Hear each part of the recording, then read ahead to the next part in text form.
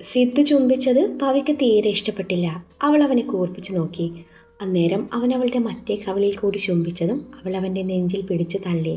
അവളുടെ പ്രവൃത്തിയിൽ അവൻ പിറകിലോട്ട് വേച്ചുപോയി. ഡോ, തൻ്റെ തൊടലും പിടിക്കലൊക്കെ ഇത്തിരി കൂടുന്നുണ്ട്. ഇനി എൻ്റെ സമ്മതമില്ലാതെ എൻ്റെ ദേഹത്ത് തൊട്ടാലുണ്ടല്ലോ. അവന് നേരെ വിരലുയർത്തിക്കൊണ്ട് അവൾ പറഞ്ഞു. തൊട്ടാ തൊട്ടാ നീ എന്തു ചെയ്യും എന്നും പറഞ്ഞുകൊണ്ട് സിദ്ധു സാരിക്ക് മേലെയായി അവളുടെ വയറിൽ ഇക്കിളി കൂട്ടിയതും അവളിലൂടെ ഒരു വിറയൽ കടന്നുപോയി. ആ നിമിഷം അവൻ തൻ്റെ ഇടത് കൈകൊണ്ട് അവളുടെ ഇടത് ഇടുപ്പിൻ്റെ ഭാഗത്ത് ചെറുതായി ഇക്കിളി കൂട്ടി. അവൻ്റെ പ്രവൃത്തിയിൽ അവൾ പിറകിലോട്ട് വേച്ചു പോയിരുന്നു.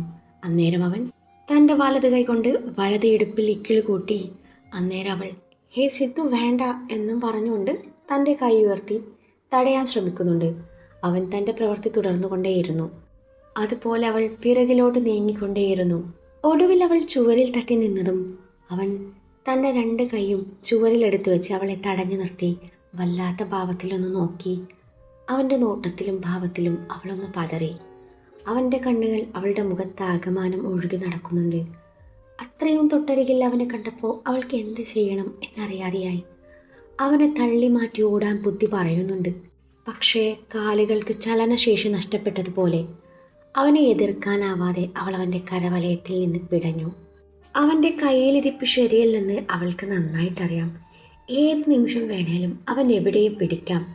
അവൻ്റെ നോട്ടം കണ്ടിട്ട് ഫ്രഞ്ചാനുള്ള എല്ലാ ലക്ഷണവും കാണുന്നുണ്ട്. വൃത്തികെട്ടവൻ. പവി മനസ്സിൽ അവനെ പ്രാകുന്നുണ്ട്. നീ ഫ്രഞ്ചാണെങ്കിൽ വാടാ, കാണിച്ചു തരാം എന്നും മനസ്സിൽ പറഞ്ഞു അവനെ കൂർപ്പിച്ചു നോക്കി. അവൻ്റെ ഫ്രഞ്ചിനെ പ്രതിരോധിക്കാനുള്ള തയ്യാറെടുപ്പിലാണ് അവൾ. അവൻ്റെ ചുണ്ടുകൾ തൻ്റെ ചുണ്ടുകളെ ലക്ഷ്യമിടുന്നത് കണ്ടതും അവൾ തൻ്റെ വലത് കൈ ഉയർത്തി അവളുടെ തന്നെ വാ പൊത്തിപ്പിടിച്ചു. അന്നേരം പ്രതീക്ഷകളൊക്കെ തെറ്റിച്ചുകൊണ്ട് അവൻ്റെ കൈ അവളുടെ സാരിയുടെ വിടവിലൂടെ ഉള്ളിലേക്ക് കടന്നിരുന്നു. അവളുടെ വയറിനെ ഒന്ന് തഴുകിയതും അവൾ ഒരു ഏങ്ങലോടെ ഇരു കൈയാലെ അവൻ്റെ ഷർട്ടിൽ പിടിമുറുക്കി. അവൻ്റെ കൈയിലെ തണുപ്പ് അവളിലാകെ കുളിര് പടർത്തി.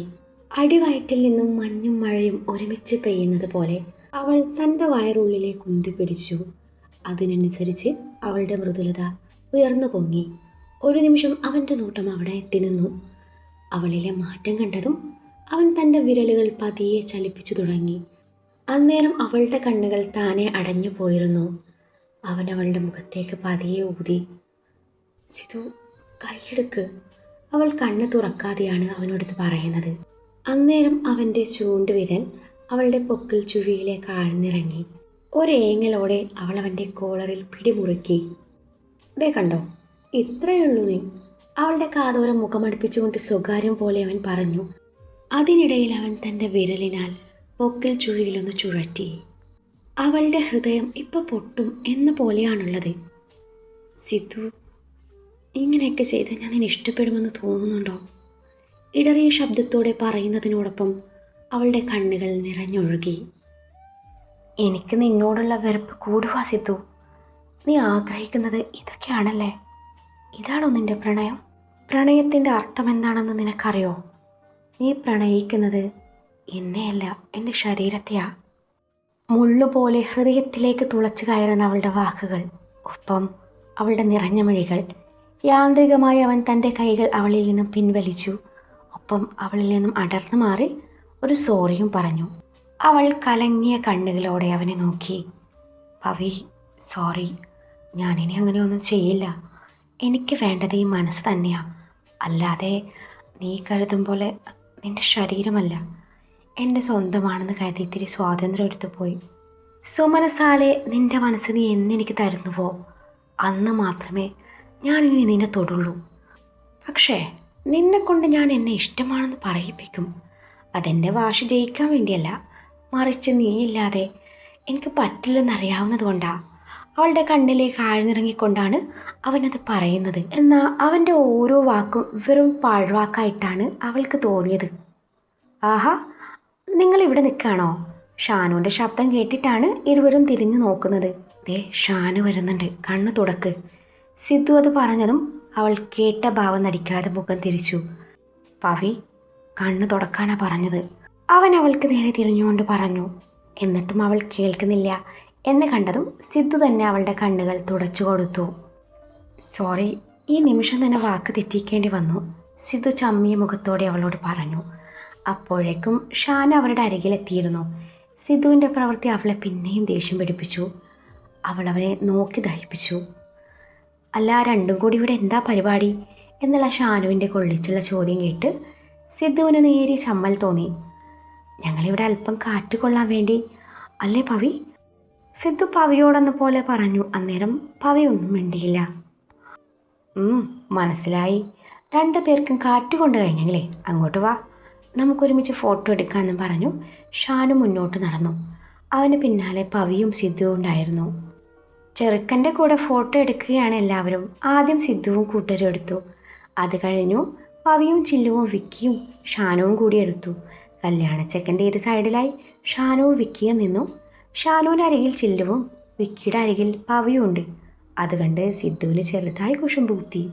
ഫോട്ടോ എടുത്തു കഴിഞ്ഞതും അവരൊക്കെയും സ്റ്റേജിൽ നിന്ന് ഇറങ്ങുന്നതിന് മുൻപായി സിദ്ധു കൂട്ടുകാരെയും വിളിച്ചുകൊണ്ട് സ്റ്റേജിലേക്ക് ചാടിക്കയറി. എടാ ഷാനു, പോവല്ലേ, നമ്മളെല്ലാവരും കൂടിയുള്ള ഒരു ഫോട്ടോ എടുത്തില്ലല്ലോ എന്നും പറഞ്ഞ് സിദ്ധു പവിയെ സൈഡിലാക്കി ഷാനുവിൻ്റെ ഇടയിലേക്ക് നുഴഞ്ഞു കയറി. ഇപ്പോൾ സിദ്ധുവിൻ്റെ തൊട്ടരികിലായിട്ടാണ് പവിയുള്ളത്. പവി സിദ്ധുവിനെ കൂർപ്പിച്ച് നോക്കിയപ്പോൾ ഷാനു അവനെ വല്ലാത്ത പാവത്തിൽ നോക്കി. എടാ, എനിക്ക് നിൻ്റെ അരികിൽ നിന്ന് ഫോട്ടോ എടുക്കാനേ വല്ലാത്ത പൂതി, അതുകൊണ്ടാ. ഷാനുവിൻ്റെ നോട്ടം കണ്ട് സിദ്ധു പറഞ്ഞു. മനസ്സിലായി എന്നുള്ള ഷാനുവിൻ്റെ പറച്ചിൽ കേട്ട് സിദ്ധുവിന് ചിരി വന്നു. മറ്റേ സൈഡിൽ അഭിയും തേജയും ജീവയും കൂടി നിന്ന ആ ഭാഗത്ത് ആൾക്കാരുടെ എണ്ണം കൂടും, അത് ഭംഗിയുണ്ടാവില്ലെന്നും പറഞ്ഞ ഫോട്ടോഗ്രാഫർ അഭിയെ പവിയുടെ അരികിലേക്ക് പറഞ്ഞയക്കാൻ നേരം അത് ശരിയാവില്ല, ചിലങ്ക ഇങ്ങോട്ട് വന്നാൽ മതി എന്നുള്ള സിദ്ധുവിൻ്റെ പറച്ചിൽ കേട്ട് ഫോട്ടോഗ്രാഫർ സിദ്ധുവിനെ വല്ലാത്ത ഭാവത്തിൽ നോക്കി. അത് പിന്നെ ഈ സാരിയും അടുത്ത് നിന്ന ഫോട്ടോയ്ക്ക് ഒരു പ്രത്യേക ഭംഗിയാ എന്നുള്ള സിദ്ധുവിൻ്റെ പറച്ചിൽ കേട്ട് ഫോട്ടോഗ്രാഫർക്ക് ചെറുതായി കത്തി. ചില്ല് പല്ലവിയുടെ അരയിൽ വന്ന് നിന്നു. സിദ്ധു മനഃപൂർവ്വം പവിയുമായി തൊട്ടുരുമ്മി നിന്നു. എല്ലാവരും ഒരുമിച്ചുള്ള ആ മനോഹരമായ ചിത്രം ഫോട്ടോഗ്രാഫർ അതിമനോഹരമായി ക്യാമറയിൽ പകർത്തി. ഫോട്ടോ എടുപ്പ് കഴിഞ്ഞ് സ്റ്റേജിൽ നിന്നും ഇറങ്ങാൻ നേരം സിദ്ധുവിനെ നോക്കി മണവാളച്ചേക്കൻ്റെ വക ഒരു ചോദ്യം. നിങ്ങൾ തമ്മിൽ ലബ്ബാണല്ലേ എന്ന്. വൺ വേ ആണ് ചേട്ടാ, ഇനിയിപ്പോൾ നിങ്ങളുടെയൊക്കെ പ്രാർത്ഥന കൊണ്ട് 2 വേ ആയി കിട്ടിയാൽ മതിയായിരുന്നു എന്നും പറഞ്ഞ് നടന്നു നീങ്ങുന്ന സിദ്ധുവിനെ മണവാളച്ചക്കൻ ഒരു നിമിഷം നോക്കി നിന്നു. പവി സ്റ്റേജിൽ നിന്ന് ഇറങ്ങാൻ നേരം സാരിയിൽ ചവിട്ടി വീഴാനാഞ്ഞതും അവളുടെ പിന്നാലെ നടക്കുന്ന സിദ്ധു അവളെ താങ്ങി നിർത്തി. വെറും താങ്ങലല്ലായിരുന്നു അത്, ഹിന്ദി സീരിയൽ ടൈപ്പ് താങ്ങൽ. അത് കഴിഞ്ഞ് 1 മിനിറ്റോളം നീളുന്ന കണ്ണും നോക്കിയിരിക്കൽ പരിപാടിയും പവിയുടെ വക പ്രണയത്തിൽ ചാലിച്ചൊരു താങ്ക്സും പ്രതീക്ഷിച്ച സിദ്ധുവിന് കിട്ടിയതോ നോക്കി ദഹിപ്പിക്കലും ഒരു ലോഡ് പുച്ഛവും. സിദ്ധുവിൻ്റെ മനസ്സ് വായിച്ചതുകൊണ്ടാണോ ന്യൂജൻ ഫോട്ടോഗ്രാഫർ ആയതുകൊണ്ടാണോ എന്നറിയില്ല, ക്യാമറാമാൻ ഈ രംഗം തൻ്റെ ക്യാമറയിൽ പകർത്തിയിരുന്നു. പവി സാരിയും കുട്ടിപ്പിടിച്ച് മുന്നോട്ട് നടന്നു. ഫോട്ടോഗ്രാഫർ സിദ്ധുവിനെ അരികിൽ വിളിച്ചു. നേരത്തെ എടുത്ത ഗ്രൂപ്പ് ഫോട്ടോയും ഇപ്പോൾ എടുത്ത അൺഎക്സ്പെക്റ്റഡ് പിക്കും അവൻ്റെ ഫോണിലേക്ക് സെൻഡ് ചെയ്ത് കൊടുത്തു. എടാ നീ മുത്താടാ മുത്ത്, ഞങ്ങളുടെ വിവാഹത്തിന് ഫോട്ടോ എടുക്കാൻ നിന്നെ തന്നെ വിളിക്കും, അന്ന് ഇതിലും ഭംഗിയായി എടുത്തു തരണം എന്നും പറഞ്ഞു എന്നോ നടക്കാനിരിക്കുന്ന വിവാഹത്തിന് സിദ്ധു അന്ന് തന്നെ ഫോട്ടോഗ്രാഫറെ ബുക്ക് ചെയ്തു. വിടർന്ന മുഖത്തോടെ സിദ്ധു പവിയുടെ അരികിൽ വന്നിരുന്നു. അവൾക്ക് ആ ഫോട്ടോസൊക്കെയും കാട്ടിക്കൊടുത്തു. അതിനിടയിൽ തൻ്റെ ഫോണിലുള്ള ആ മതിൽച്ചാട്ടം വീഡിയോ കൂടി അവൻ അവൾക്ക് കാട്ടിക്കൊടുത്തതും ഡിലീറ്റ് ചെയ്യുമെന്ന് പറഞ്ഞു അവൾ അവൻ്റെ ഫോൺ തട്ടിപ്പറിക്കാൻ നോക്കി. പക്ഷെ പറ്റിയില്ല. പിന്നീട് പാട്ടും ഡാൻസും ഒക്കെയായി ആ രാത്രി അവരെല്ലാവരും അടിച്ചു പൊളിച്ചു. പിറ്റേന്ന് റിസോർട്ടിൽ വെച്ചായിരുന്നു വിവാഹം നടക്കുന്നത്. തലേ ദിവസത്തെ പോലെ പവിയും ചില്ലുവും അടിപൊളി പാർട്ടി വെയറൊക്കെ ഇട്ട് അന്നും ഷൈൻ ചെയ്തു. അന്നും സിദ്ധു പവിയുടെ പിന്നാലെ തന്നെ നടന്നു അവളെ വട്ടുപിടിപ്പിച്ചു. പിറ്റേ ദിവസം കോളേജിൽ ഓംകാർ ക്ലാസ് എടുക്കുന്നുണ്ട്. പവിയും ചില്ലുവും താല്പര്യമില്ലാത്ത മട്ടിൽ ക്ലാസ്സിലിരിക്കുന്നുണ്ട്. ആ നേരത്താണ് ക്ലാസ്സിലേക്ക് 2-3 പോലീസ് കയറി വരുന്നത്. ആരായി പല്ലവി ഹരിദാസ് എന്നുള്ള SIയുടെ ചോദ്യം കേട്ട് ഓംകാർ കാര്യം തിരക്കി. ആ കുട്ടിക്കെതിരെ ഒരു കംപ്ലൈൻറ്റ് കിട്ടിയിട്ടുണ്ട്. പോലീസുകാരൻ മറുപടി പറഞ്ഞു. കംപ്ലൈൻ്റ് എന്ന് കേട്ടതും പല്ലവി അടക്കം ക്ലാസ് മൊത്തം ഒന്ന് നടുങ്ങി. പവി ഭയത്തോടെ എഴുന്നേറ്റ് നിന്നു. ഗീതാലയത്തിൽ പരമേശ്വർ എന്ന ആളുടെ മകൾ നന്ദന പരമേശ്വറിൻ്റെ ഒരു മാല മോഷണം പോയി എന്ന പരാതി കിട്ടിയിട്ടാണ് ഞങ്ങളിവിടെ വന്നത്, SI പറഞ്ഞു. സാർ, ഇതൊരു റോങ് ഇൻഫോർമേഷൻ ആയിരിക്കാം, ഒന്നുകൂടെ അന്വേഷിച്ചിട്ട് പോരെ? ഓം പോലീസിനോട് പറഞ്ഞു. നോ, ഞങ്ങൾക്ക് തെറ്റിയിട്ടില്ല. ഇവിടെ പഠിക്കുന്ന സിദ്ധാന്ത് പരമേശ്വറാണ് പരാതി തന്നത്. ദാ ഈ നിൽക്കുന്ന പെൺകുട്ടി അവരുടെ വീട്ടിൽ മോഷ്ടിക്കാൻ ചെന്നു എന്നതിനുള്ള തെളിവാണ് ഈ വീഡിയോ എന്ന് പറഞ്ഞ പോലീസുകാരൻ ഓമിന് ആ വീഡിയോ കാട്ടിക്കൊടുത്തു. അന്ന് രാത്രിയിൽ സിദ്ധുവിൻ്റെ വീട്ടിൽ പവി ചെല്ലുന്ന ആ വീഡിയോ ആയിരുന്നത്. അന്നേരം ഓം പവിയൊന്ന് നോക്കി. പവി അന്നേരം ഒന്നും മിണ്ടാതെ തല കുനിച്ചു നിന്നു. ഞങ്ങൾക്ക് ഈ കുട്ടിയെ കൊണ്ടുപോയി ചോദ്യം ചെയ്യണം. അനിത, ഇവളെ പിടിച്ച് വണ്ടിയിൽ കയറ്റ്. SI കൂടെയുള്ള വനിത പോലീസിന് നിർദ്ദേശം നൽകി. അന്നേരം പവിയുടെ മുഖത്ത് ഭയം നിറഞ്ഞു. ഞാൻ ഒരു തെറ്റും ചെയ്തിട്ടില്ല, പവി ഇടറിയ ശബ്ദത്തോട് ഓമിനോട് പറഞ്ഞു. സർ പ്ലീസ്, ഇതൊരു കോളേജാണ്. ദയവ് ചെയ്ത് നിങ്ങളിവിടെ ഒരു സീൻ ഉണ്ടാക്കരുത്, ഓംകാർ ശാന്തമായ സ്വരത്തിൽ പറഞ്ഞു. അതുതന്നെയാ എനിക്കും പറയാനുള്ളത്. ഇത് ഞങ്ങളുടെ ഡ്യൂട്ടിയാണ്. തെളിവ് ഈ കുട്ടിക്കെതിരെയും. ഞങ്ങൾക്ക് ഞങ്ങളുടെ ഡ്യൂട്ടി ചെയ്തേ പറ്റൂ. ഞങ്ങളുടെ ഡ്യൂട്ടിക്ക് താങ്കളൊരു തടസ്സമാവരുത്. പോലീസുകാരനും നല്ല രീതിയിൽ തന്നെയാണ് സംസാരിക്കുന്നത്. സോറി സാർ, ഇവിടെ വെച്ചൊരു അറസ്റ്റ് അത് നടക്കില്ല. ഇനിയിപ്പോൾ സാറിന് കൊണ്ടുപോയേ പറ്റുമെന്നാണെങ്കിൽ സാർ പോയിക്കോ, ഞാൻ ഇവളുമായി പിന്നാലെ വന്നോളാം, ഓം പറഞ്ഞു. അത് പറ്റില്ലല്ലോ സാർ, കുറ്റവാളിയെ കൊണ്ടുപോവാനാണ് പോലീസ് വാഹനം. ഇത്തവണ SI അല്പം കടുപ്പിച്ച് പറഞ്ഞു. അന്നേരം ഓം തൻ്റെ ഫോണെടുത്ത് ആരെയോ വിളിച്ച് സംസാരിച്ചു. അടുത്ത നിമിഷം SIയുടെ ഫോണിലേക്ക് ഒരു കോൾ വന്നു. അയാൾ കോൾ എടുത്ത് സംസാരിച്ചു. ശേഷം ഓമിനൊന്ന് നോക്കി. ഞങ്ങൾ പോകുന്നു, പിന്നാലെ വന്നേക്കണം എന്നും പറഞ്ഞ് SI ക്ലാസ്സിൽ നിന്നും ഇറങ്ങി നടന്നു. ഓം പവിയെ നോക്കി കൂടെ വരാൻ പറഞ്ഞു. എനിക്കൊന്നും അറിയില്ല സാർ, പവി നിറഞ്ഞ കണ്ണുകളോടെ പറഞ്ഞു. ഒന്ന് അമർത്തി മൂളിക്കൊണ്ട് ഓം നടന്നു നീങ്ങി. പവി ചില്ലുവിനെ നിറകണ്ണാലെ നോക്കി. അവളുടെ കണ്ണ് നിറഞ്ഞിട്ടുണ്ട്. പേടിക്കണ്ട, ഓം സാർ കൂടെ വരുന്നുണ്ടല്ലോ, ഞങ്ങൾ പിന്നാലെ വരാം എന്നും പറഞ്ഞു. ഷാനുവും വിക്കിയും അവളെ സമാധാനിപ്പിച്ചു. കോളേജിലേക്ക് കയറി വന്ന പോലീസുകാർ. കുറച്ചു കഴിഞ്ഞ് പോലീസ് വണ്ടി കോളേജിൻ്റെ ഗേറ്റ് കടന്നു പോകുന്നു. പിന്നാലെ ഓമിൻ്റെ കൂടെ വണ്ടിയിൽ കയറി പോകുന്ന പവി. ഇതൊക്കെയും കണ്ട് കോളേജ് പിള്ളേർ കാര്യം അറിയാതെ എന്തൊക്കെയോ അടക്കം പറഞ്ഞു. സംഭവം സിദ്ധുവിൻ്റെ കാതിലും എത്തി. കാര്യം എന്തെന്നറിയാൻ സിദ്ധു ഫസ്റ്റ് ഇയർ മെക്കിലേക്ക് തിരിച്ചു. അന്നേരം സിദ്ധുവിനെ അന്വേഷിച്ചു വരികയാണ് ചില്ലുവും വിക്കിയും ഷാനും. സിദ്ധുവിനെ കണ്ടതും ചില്ലുവിൻ്റെ മുഖം ദേഷ്യം കൊണ്ട് ചുവന്നു. അവൾ സിദ്ധുവിന് നേരെ തിരിഞ്ഞു. ഇത്രമാത്രം വേദനിപ്പിക്കാൻ അവൾ നിങ്ങളോട് എന്ത് തെറ്റാ ചെയ്തത് എന്നുള്ള ചില്ലുവിൻ്റെ പറച്ചിൽ കേട്ട് സിദ്ധു ഷാനുവിനോട് കാര്യം തിരക്കി. ഷാനു പറഞ്ഞതൊക്കെയും കേട്ടതും സിദ്ധു ആകെ മരവിച്ച അവസ്ഥയിലായിരുന്നു. സിദ്ധു ഏട്ടാ, എന്നാലും ഇതിത്തിരി കൂടിപ്പോയി എന്നുള്ള വിക്കിയുടെ പറച്ചിൽ സിദ്ധുവിനെ ശരിക്കും വേദനിപ്പിച്ചു. എടാ, നിങ്ങൾ കരുതും പോലെ ഞാൻ അങ്ങനെ ഒരു പരാതി കൊടുത്തിട്ടില്ല, സിദ്ധു ഇടറിയ ശബ്ദത്തോടെ പറഞ്ഞു. കള്ളം. പിന്നെ എങ്ങനെ ആ വീഡിയോ പോലീസിൻ്റെ കയ്യിലെത്തി? നിങ്ങളുടെ കയ്യിൽ ആ വീഡിയോ ഉണ്ടെന്നേ ഇന്നലെ പവി എന്നോട് പറഞ്ഞതേ ഉള്ളൂ. ഇതിനേക്കാൾ ഭേദം അന്ന് രാത്രി തന്നെ ഞങ്ങളെ പോലീസിൽ ഏൽപ്പിക്കുന്നതായിരുന്നു. ഇതിപ്പോൾ ക്ലാസ്സിൽ എല്ലാവരുടെ മുന്നിൽ വെച്ച് ഛേ, ഇനിയിപ്പോൾ കോളേജ് മുഴുവൻ പരക്കും. അതുതന്നെയാണല്ലോ നിങ്ങൾക്ക് വേണ്ടത്. അതിനാണല്ലോ അവളുടെ പിന്നാലെ നടന്ന് ഓരോന്ന് ചെയ്തത്. അവൾ പലതവണ എന്നോട് പറഞ്ഞതാ നിങ്ങൾ ചതിക്കാൻ വേണ്ടി പ്രണയം നടിക്കുകയാണെന്ന്. അന്നൊക്കെ ഞാനും നിങ്ങളെ സപ്പോർട്ട് ചെയ്ത് സംസാരിച്ചിട്ടുണ്ട്. പക്ഷേ ഇനിയില്ല. ചില്ലുവിന് തൻ്റെ ദേഷ്യം അടക്കാനായില്ല. സ്നേഹം നടിച്ചു വഞ്ചിക്കുന്നത് ആണത്താണെന്ന് തോന്നുന്നുണ്ടോ എന്നുള്ള ചില്ലുവിൻ്റെ ചോദ്യം കേട്ട് സിദ്ധുവിൻ്റെ മുഖം വലിഞ്ഞു മുറുകി. പവിയുടെ കസിൻ ആയതുകൊണ്ട് മാത്രം അവനവളെ വെറുതെ വിട്ടു. സിദ്ധു അപ്പം തന്നെ വീട്ടിലേക്ക് വിളിച്ച് അമ്മയോട് കാര്യം അന്വേഷിച്ചു. തങ്ങൾക്ക് ആർക്കും ഇതിനെപ്പറ്റി ഒന്നും അറിയില്ലെന്ന് പറഞ്ഞതും സിദ്ധു കോൾ കട്ട് ചെയ്ത് നന്ദുവിൻ്റെ ക്ലാസ്സിലേക്ക് നടന്നു. സിദ്ധു അങ്ങോട്ട് ചെല്ലുമ്പോൾ നന്ദു കൂട്ടുകാരികളോട് എന്തോ പറഞ്ഞ് ഉറക്കെ ചിരിക്കുന്നുണ്ട്. സിദ്ധുവിൻ്റെ വരവ് കണ്ടതും നന്ദു കാര്യം തിരക്കി. സിദ്ധു മറുപടി ഒന്നും പറയാതെ അവളുടെ കയ്യിലിരിക്കുന്ന ഫോൺ പിടിച്ചു വാങ്ങി അത് പരിശോധിച്ചു.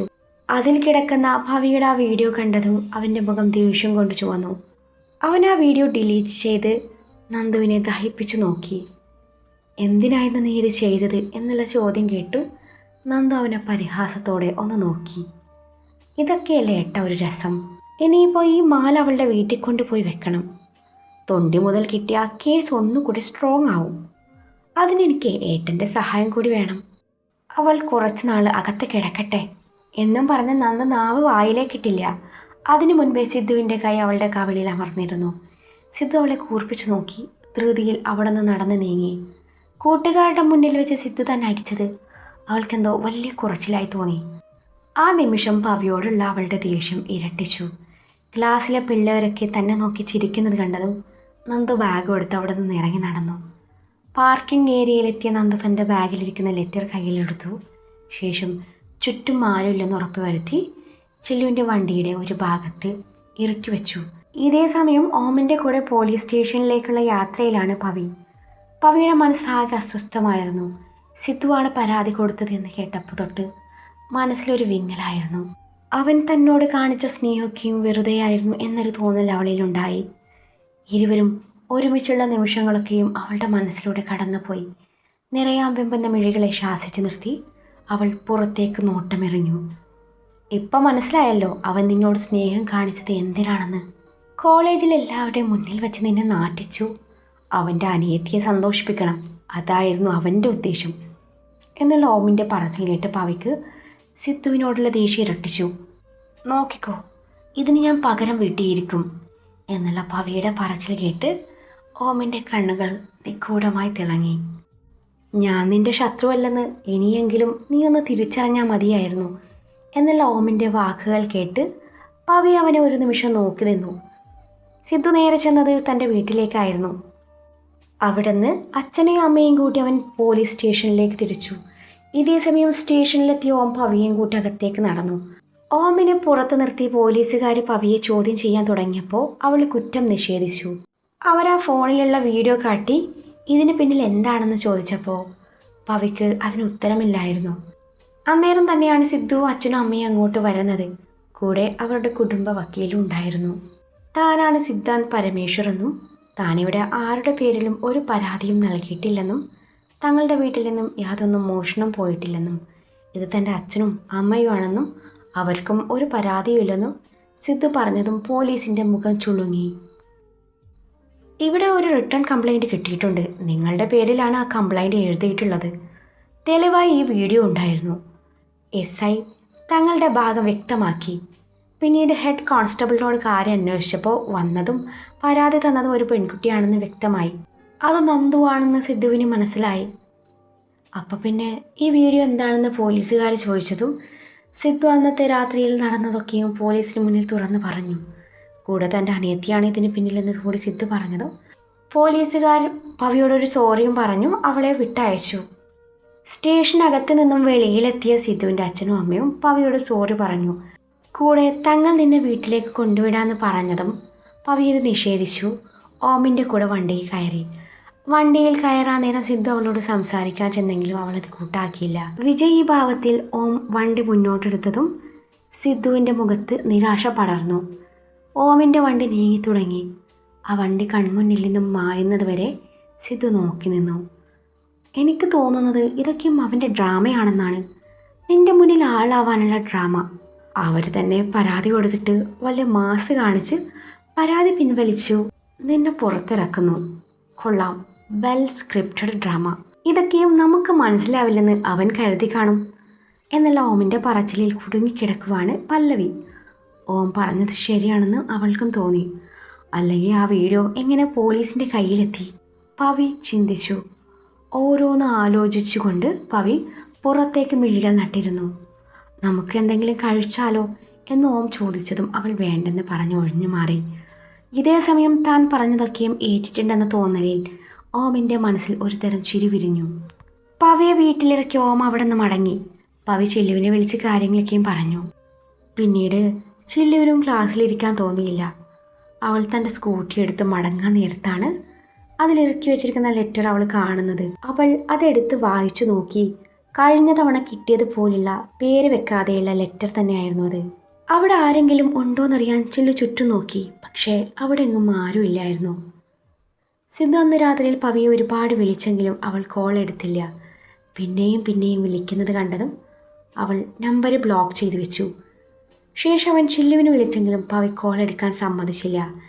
തൻ്റെ ഫോണിലുള്ള പവിയുടെ ഓരോ ഫോട്ടോസും നോക്കിക്കൊണ്ടിരിക്കുകയാണ് സിദ്ധു. കഴിഞ്ഞ ദിവസം എടുത്ത ആ ഗ്രൂപ്പ് ഫോട്ടോ സിദ്ധു സൂം ചെയ്തു. ശേഷം പവിയും അവനും മാത്രം വരുന്ന വിധത്തിൽ ഫോട്ടോ ക്രോപ്പ് ചെയ്തു, ബാക്ക്ഗ്രൗണ്ട് മാറ്റി നല്ല രീതിയിൽ എഡിറ്റ് ചെയ്ത് സേവ് ചെയ്തു. ശേഷം AI ടൂൾ ഉപയോഗിച്ച് ഫോട്ടോയ്ക്ക് ആനിമേഷൻ കൊടുത്ത് നോക്കിയപ്പോൾ സിദ്ധുവിന് പവിയിൽ നിന്നും നല്ല അടാർ കിസ് കിട്ടി. ഷേടാ ഇത് കൊള്ളാലോ എന്നും പറഞ്ഞു അൺഎക്സ്പെക്റ്റഡ് പിക്കിന് ആനിമേഷൻ കൊടുത്തപ്പോൾ കിട്ടിയ ഔട്ട്പുട്ട് കണ്ട് സിദ്ധുവിൻ്റെ കണ്ണുകൾ തിളങ്ങി. സിദ്ധു അമ്മയും അച്ഛനും എല്ലാവരും കൂടി പോലീസ് സ്റ്റേഷനിൽ ചെന്നതും പവിയെ ഇറക്കിയതൊക്കെയും നന്ദന അറിഞ്ഞിരുന്നു. വീട്ടിലെത്തിയ നന്ദനയെ അച്ഛനും അമ്മയും ഒരുപാട് വഴക്ക് പറഞ്ഞു. അതിൻ്റെ കൂടെ സിദ്ധു അവളോട് ഇതുവരെ സംസാരിച്ചിട്ട് പോലുമില്ല. ഇതൊക്കെ ആയതും നന്ദുവിന് പവിയെ കൊല്ലാനുള്ള ദേഷ്യം തോന്നി. സിദ്ധുവിനെയും പവിയെയും എങ്ങനെയും അകറ്റണം, അതിനൊരു വഴി ആലോചിക്കുകയാണ് അവൾ. പെട്ടെന്ന് എന്തോ മനസ്സിൽ തെളിഞ്ഞതും അവൾ ക്രൂരമായി ഒന്ന് പുഞ്ചിരിച്ചു. പിറ്റേന്ന് കോളേജ് അവധിയായിരുന്നു. രാവിലെ 7 മണി നേരത്ത് വീടിന് തൊട്ടരികിലുള്ള ജംഗ്ഷനിൽ ചെന്ന് പാല് വാങ്ങിച്ചു തിരികെ വീട്ടിലേക്ക് മടങ്ങുകയാണ് പവി. വീട്ടിലേക്കുള്ള വിജനമായ വീതി കുറഞ്ഞ റോഡിലൂടെ പവിയുടെ സ്കൂട്ടർ മുന്നോട്ട് നീങ്ങിക്കൊണ്ടിരുന്നു. റോഡിൽ മറ്റു വണ്ടികളൊന്നുമില്ലായിരുന്നു. റോഡരികിൽ നിർത്തിവെച്ചിരിക്കുന്ന ബ്ലാക്ക് കാർ തൻ്റെ പിന്നാലെ വരുന്നത് കണ്ടതും പവി ഒന്ന് തിരിഞ്ഞു നോക്കി. അത് സിദ്ധുവിൻ്റെ വണ്ടിയാണെന്ന് അവൾക്ക് മനസ്സിലായി. തന്നോട് സംസാരിക്കാൻ വേണ്ടി സിദ്ധു വരുന്നതായിരിക്കും എന്ന തോന്നലിൽ പവി തൻ്റെ സ്കൂട്ടിയുടെ സ്പീഡ് കൂട്ടി. അടുത്ത നിമിഷം അതിലും സ്പീഡിൽ വന്ന ആ കാർ അവളുടെ സ്കൂട്ടിക്ക് തട്ടി അവളെ ഇടിച്ചു വീഴ്ത്തി നിർത്താതെ പോയി. നിയന്ത്രണം നഷ്ടപ്പെട്ട സ്കൂട്ടി തൊട്ടരികിലെ പോസ്റ്റിൽ ചെന്നിടിച്ചു. പവിയുടെ കണ്ണുകൾ അടഞ്ഞു പോകുന്നതിന് മുൻപേ അവളൊന്ന് തിരിഞ്ഞു നോക്കി. അന്നേരം അതിലെ നമ്പർ പ്ലേറ്റ് അവൾ വ്യക്തമായി കണ്ടിരുന്നു. എന്തോ ശബ്ദം കേട്ട് തൊട്ടരികിലെ വീട്ടിൽ താമസിക്കുന്നവർ ഓടിക്കൂടിയപ്പോഴേക്കും പവിയുടെ ബോധം പൂർണ്ണമായും മറഞ്ഞിരുന്നു. സിദ്ധു എഴുന്നേൽക്കുമ്പോൾ 10 മണിയൊക്കെ ആയിരുന്നു. പവിയെക്കുറിച്ചോർത്ത് രാത്രി അവൻ ഉറങ്ങാനേ പറ്റിയില്ല. നേരം വെളുക്കാറായപ്പോഴാണ് ഒന്ന് ഉറങ്ങിയത് പോലും. ഫോൺ എടുത്ത് നോക്കിയപ്പോൾ ഷാനുവിൻ്റെ 4-5 മിസ്ഡ് കോൾ വന്ന് കിടപ്പുണ്ട്. ബാറ്ററി ലോ ആയതുകൊണ്ട് പിന്നെ വിളിക്കാമെന്ന് കരുതി അവൻ ഫോൺ ചാർജ് ചെയ്യാൻ വെച്ചു. ഫ്രഷായി താഴേക്ക് ചെന്ന് അമ്മയുടെ കയ്യിൽ നിന്നും ചൂട് കോഫിയും വാങ്ങി മുറ്റത്തേക്ക് നടന്നു. അപ്പോഴാണ് തൻ്റെ കാറിൻ്റെ ബമ്പറിൻ്റെ ഭാഗത്ത് നേരിയ രീതിയിൽ സ്ക്രാച്ചായി കിടക്കുന്നത് അവൻ കാണുന്നത്. കാറിനെ പൊന്നു പോലെ നോക്കുന്ന സിദ്ധുവിനെ അത് കണ്ട് സഹിച്ചില്ല. അവൻ അമ്മയെ വിളിച്ച് കാര്യം തിരക്കി. രാവിലെ നന്ദു കാറെടുത്ത് പോകുന്നത് കണ്ടായിരുന്നു. പക്ഷേ വണ്ടി തട്ടിയ കാര്യം അവൾ പറഞ്ഞില്ലെന്ന് അമ്മ പറഞ്ഞതും ഇനി അവൾ തൻ്റെ കാറ് തൊടുന്നത് കാണട്ടെ എന്നും പറഞ്ഞ് സിദ്ധു ദേഷ്യത്തോടെ അകത്തേക്ക് നടന്നു. മുറിയിൽ ചെന്നപ്പോൾ നിർത്താതെ ഫോൺ റിങ് ചെയ്യുന്നുണ്ട്. ഡിസ്പ്ലേയിൽ ഷാനു എന്ന് കണ്ടതും സിദ്ധു ഫോൺ ചാർജിൽ നിന്ന് എടുത്ത് കോൾ അറ്റൻഡ് ചെയ്ത് ചെവിയോട് അടുപ്പിച്ചു. മറു സൈഡിൽ നിന്നും ഷാനു പറഞ്ഞ കാര്യങ്ങളൊക്കെയും കേട്ടതും സിദ്ധു തറഞ്ഞു പോയിരുന്നു. പെട്ടെന്ന് ഡ്രസ്സ് മാറി താഴേക്ക് ചെന്നു. വണ്ടിയുടെ കീ എടുത്ത് പുറത്തിറങ്ങാൻ നേരാണ് ഫുഡ് കഴിച്ചിട്ട് പോടാ എന്നും പറഞ്ഞ് അമ്മ പിന്നാലെ വരുന്നത്. താൻ പുറത്തുനിന്ന് കഴിച്ചോളാം എന്നും പറഞ്ഞ് അവൻ ധൃതിയിൽ അവിടെ നിന്ന് ഇറങ്ങി. സിദ്ധുവിൻ്റെ കാർ ഗേറ്റ് വഴി കടന്നു പോകുന്നത് മുകളിലത്തെ ബാൽക്കണിയിൽ നിന്നും നോക്കി കാണുകയാണ് നന്ദു. അവൻ്റെ ആ പോക്ക് കണ്ടതും അവളുടെ മുഖത്ത് ഒരു തരം പുച്ഛം വിരിഞ്ഞു. സിദ്ധു ഹോസ്പിറ്റലിലേക്ക് ചെല്ലുമ്പോൾ വിക്കിയും ഷാനുവും ഗ്രൗണ്ട് ഫ്ലോറിൽ തന്നെ ഉണ്ടായിരുന്നു. എടാ ഷാനു, പവി അവൾക്ക് എങ്ങനെയുണ്ട്? എനിക്കവളൊന്ന് കാണാൻ പറ്റുമോ? സിദ്ധുവേട്ട, പേടിക്കാനൊന്നുമില്ല, വലിയ പരിക്കൊന്നുമില്ല. തല ചെറുതായി പോസ്റ്റ് ചെന്നിടിച്ചു. കുറച്ച് ബ്ലഡ് പോയിട്ടുണ്ട്. റെയർ ബ്ലഡ് ഗ്രൂപ്പ് ആയതുകൊണ്ട് ബ്ലഡ് അറേഞ്ച് ചെയ്യാൻ ബുദ്ധിമുട്ടി. ഓം സാർ സംഭവം അറിഞ്ഞ് എങ്ങനെയോ എത്തി. പിന്നീട് സാറായിരുന്നു ബ്ലഡ് നൽകിയത്, വിക്കി പറഞ്ഞു. ഓം സാർ വന്നെന്നും ബ്ലഡ് കൊടുത്തെന്നും അറിഞ്ഞപ്പോൾ സിദ്ധുവിൻ്റെ മുഖം മങ്ങി. ശരിക്കും എന്താ പറ്റിയത്? സിദ്ധു കാര്യം തിരക്കി. പവി രാവിലെ 7 മണി നേരത്ത് തൊട്ടരികിലെ ജംഗ്ഷൻ വരെ പോയതായിരുന്നു അത്രേ. എന്താ സംഭവിച്ചെന്ന് ആർക്കും അറിയില്ല. അയൽവക്കത്തെ വീട്ടുകാരാണ് ഹോസ്പിറ്റലിൽ എത്തിച്ചത്, ഷാനു പറഞ്ഞു. സിദ്ധു വിക്കിയുടെയും ഷാനുവിൻ്റെയും കൂടെ കാഷ്വാലിറ്റിയുടെ അരികിലേക്ക് നടന്നു. കാഷ്വാലിറ്റിയുടെ മുന്നിൽ പവിയുടെ അമ്മയും ചില്ലുവിൻ്റെ അമ്മയും അച്ഛനും ചില്ലുവും ഉണ്ടായിരുന്നു. എല്ലാവരും ആകെ വിഷമിച്ചിരിക്കുകയാണ്. സിദ്ധുവിനെ കണ്ടിട്ടും ചില്ലു കണ്ടതായി നടിച്ചില്ല. സിദ്ധുവേട്ട, അതാ പവിയുടെ അമ്മ. ഷാനു സിദ്ധുവിന് പവിയുടെ അമ്മയെ കാട്ടിക്കൊടുത്തു. ചില്ലുവിൻ്റെ അമ്മയുടെ തോളിൽ തല ചായച്ചു. തൻ്റെ കണ്ണുനീർ അടച്ചു പിടിക്കുകയായിരുന്നു ആ അമ്മ. ആ കാഴ്ച കണ്ടതും സിദ്ധുവിൻ്റെ ഉള്ളം വന്ന് വിങ്ങി. ആ അമ്മയുടെ സ്ഥാനത്ത് അവൻ തൻ്റെ അമ്മയെ ഒരു നിമിഷം ഓർത്തു പോയി. അന്ന് വൈകുന്നേരം വരെ സിദ്ധു ഹോസ്പിറ്റലിൽ ഷാനുവിൻ്റെയും വിക്കിയുടെയും കൂടെ ചിലവഴിച്ചു. പക്ഷെ പവിയെ കാണാൻ ഒരു അവസരമില്ലായിരുന്നു. അതിനിടയിൽ ഓം അധികാരത്തോടെ കയറി വരുന്നത് കണ്ടതും സിദ്ധുവിൻ്റെ മുഖത്ത് ദേഷ്യം നുരഞ്ഞു പൊന്തി. നാളെ എങ്ങനെയും പവിയെ കാണാനുള്ള അവസരം ഉണ്ടാക്കി തരാമെന്ന് ഷാനുവും വിക്കി ഉറപ്പ് നൽകിയിട്ടാണ് സിദ്ധു അവിടെ നിന്ന് മടങ്ങിയത്.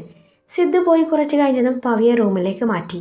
എന്താ സംഭവിച്ചതെന്ന് ചോദിച്ച് വീട്ടുകാരൊക്കെയും കാര്യം തിരക്കിയതും വണ്ടി കയ്യിൽ നിന്നും ചെറുതായി പാളിയതാണെന്നും പറഞ്ഞ് പവി ഒഴിഞ്ഞു മാറി. ബ്ലഡ് കിട്ടാതെ വന്നപ്പോൾ തനിക്ക് ബ്ലഡ് നൽകിയത് ഓം സാറാണെന്ന് ചില്ലുവിൽ നിന്ന് പറഞ്ഞപ്പോൾ അവളുടെ മുഖത്ത് അതിശയം നിറഞ്ഞു. അതിൻ്റെ കൂടെ സിദ്ധു വൈകുന്നേരം വരെ ഇവിടെ ഉണ്ടായിരുന്നെന്ന് കൂടി ചില്ല് പറഞ്ഞതും പവിയുടെ മുഖം വലിഞ്ഞു മുറുകി. പക്ഷെ അവളൊന്നും പുറത്ത് പറഞ്ഞില്ല. പിറ്റേന്ന് രാവിലെ കേക്കുമായാണ് ഓം ഹോസ്പിറ്റലിലേക്ക് വന്നത്. പവിയുടെ അമ്മയും ചില്ലുവിൻ്റെ അമ്മയും ചില്ലുവും വിക്കിയും ഷാനും എല്ലാവരും ഹോസ്പിറ്റലിൽ ഉണ്ടായിരുന്നു.